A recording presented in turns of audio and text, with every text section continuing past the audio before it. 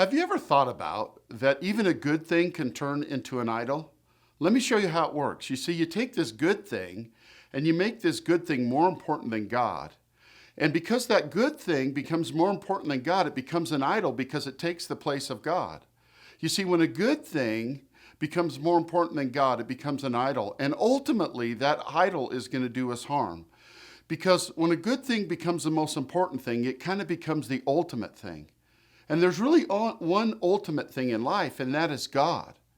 And so as we're talking about idols in this series, I want to just talk to you first of all about how even a good thing like love can turn into an idol. And that's our first point, that even something as powerful and wonderful and helpful and great as love can turn into an idol. Now, we're not saying love's a bad thing. Love's a good thing. It's a really good thing. We all need love. We've heard the song, love makes the world go round. But we're going to look at this character named Jacob in the Bible. And what Jacob teaches us, that even something as powerful and helpful and good as love can turn into an idol. It can turn into a bad thing. Listen to this verse. Genesis 29, 16 through 18. Now Laban had 2 daughters. The older daughter was named Leah, and the younger one was Rachel. There was no sparkle in Leah's eyes, but Rachel had a beautiful figure and a lovely face. Since Jacob was in love with Rachel, he told her father, "I will work for you for 7 years if you'll give me Rachel, your younger daughter, as my wife." You see, Jacob was struggling with loneliness, and he was hoping that if he found romantic love, that all of his problems would go away. And we kind of do that today, don't we? We just say, you know what, if I pick the right person, if I pick the right woman, if I pick the right guy, if I find the right soulmate, then my life's going to be so much better. And that's why so many books and songs and movies are produced about love, because love is so powerful, it's so intoxicating. Well, Jacob thought, you know what, if I find this woman and she becomes my wife, then everything will be okay. But Jacob found out that even love can turn into an idol, because a little later, listen to what we hear. Genesis 29, 20 through 21.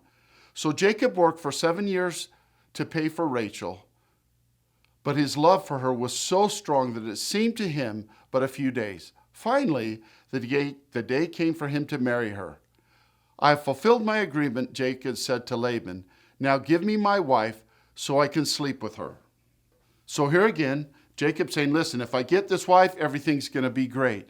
But you know what? Love, even love with idol worship, has this tendency to blind us from the truth. And so that's the second point I want to make, that idol worship blinds us from seeing straight. You see, Jacob wasn't talking about his love for God ever at this time in his life. He's just talking about this one significant love from this woman. And he thinks, if I have her, then everything's going to be okay. But actually, it doesn't turn out that way, because he's blinded to God and he's blinded to the truth. And his father-in-law, Laban, tricks him, and he switches his daughters. So Jacob ends up marrying Leah instead of Rachel. And how could this happen? You say, how could Jacob be so blind? Well, you know what they say, love is blind. But especially when you love someone or something more than God, because that's what we've said an idol is. An idol is when you love someone or something more than God, when you need them more than God, when you place them ahead of God. And because Jacob does that, he becomes, in a sense, spiritually blind, and he gets tricked into marrying a woman he doesn't love. Now that leads to my third point, and here's the third point. Idols come crashing down, and so do the people with them. See, when a good thing, even a good thing like love, becomes more important than God, then pretty soon it becomes an idol. And after a while, idols will always disappoint us. They will always disappoint us. They always come crashing down in our lives. And that is what happens to poor Jacob. Because he doesn't get to marry the woman he really loves. He ends up marrying the sister, and then he ends up marrying the woman he loves. But now there's 2 women. He only really loves one of them. So the other one's constantly disappointed, constantly upset with them. And so not only does his love relationship with Rachel, the woman he totally adores, not really go well, but then his relationship with this other woman who is his wife doesn't go well. And after a while, the family, in a sense, begins to collapse, because Jacob begins to favor sons from Rachel instead of sons from Leah. And so the whole family ends up dysfunctional. Let me share a verse with you that I think is really powerful. Genesis 29:30. So Jacob slept with Rachel too, and he loved her more than Leah. You see, poor Leah's she's just rejected. She feels like she's not loved and she's not cared for. That's why in Isaiah it says this, Isaiah 30 verse 13.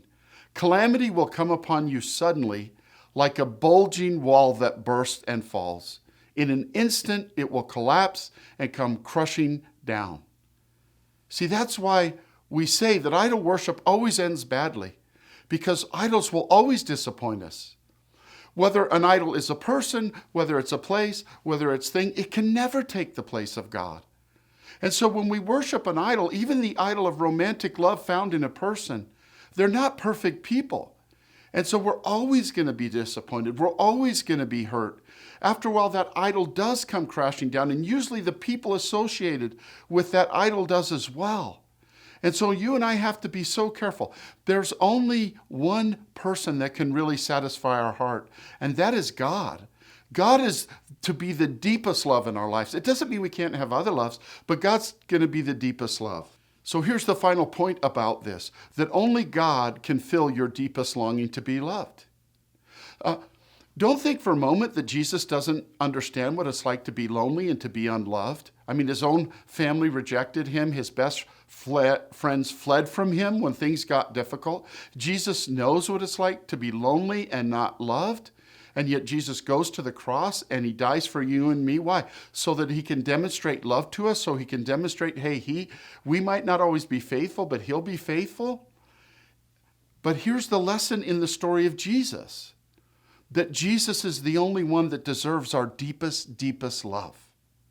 Jesus is the only one that deserves our worship, that deserves our obedience, that deserves that we would follow him with our lives.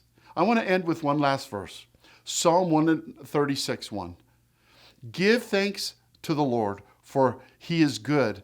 His faithful love endures forever. You know what? God's love will never let you down.